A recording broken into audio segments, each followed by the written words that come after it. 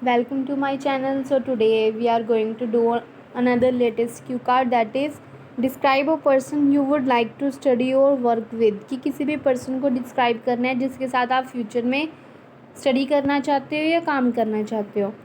You should say who is that person, कि वो person कौन है।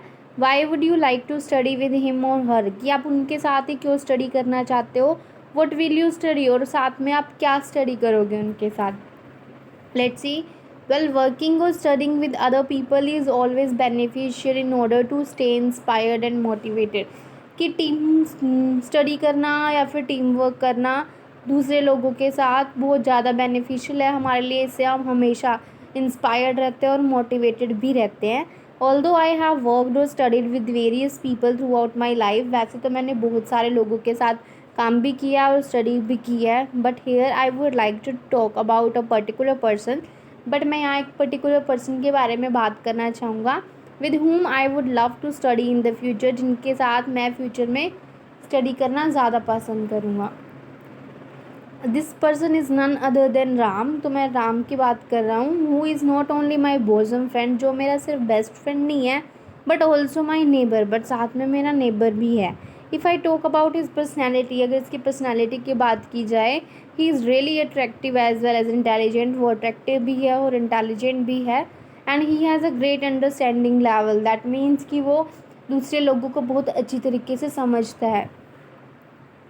I would love to study with him for a variety of reasons. मैं इस person के साथ स्टडी करना चाहता हूँ, इसके बहुत सारे रीजन्स हैं। The prominent one is, prominent means most important, कि सबसे इम्पॉर्टेंट तो ये है that we both have similar interest and hobbies, कि हम दोनों के इंटरेस्ट भी सेम है और हॉबीज़ भी सेम है। Another one is that he is really expert at solving things in an easy way. और दूसरी बात ये है कि वो बहुत एक्सपर्ट है, मतलब डिफ़िकल्ट चीज़ों को बहुत अच्छी तरीके से सॉल्व कर लेता है, बहुत ईजी तरीके से। Which helps me really well to comprehend the topic in an interesting way, जिससे मेरे को हेल्प मिलती है कि मैं उस टॉपिक को एक इंटरेस्टिंग तरीके से समझ सकूँ। कॉम्प्रीहेंड का मतलब होता है अंडरस्टैंड करना, समझना। More over when ever I feel low, और साथ में जब मेरे को लो लगता है, दैट मीन्स कि मैं डिप्रेस होता हूँ या फिर मेरे को कोई टेंशन होती है, he always motivates me by giving some fruitful examples. वो मेरे को बहुत अच्छी तरीके से मोटिवेट करता है, कुछ फ्रूटफुल मीन्स यूज़फुल एग्जाम्पल्स दे के, as well as through stories, और स्टोरीज सुना के। Furthermore he is really talkative, और साथ में वो बहुत बात तो नहीं है, बहुत बातें करता है। Which is why I never feel bored और tired while studying him with him. इसलिए जब भी मैं उसके साथ कोई स्टडी करता हूँ, मैं ना ही कभी बोर होता हूँ और ना ही कभी थकता हूँ।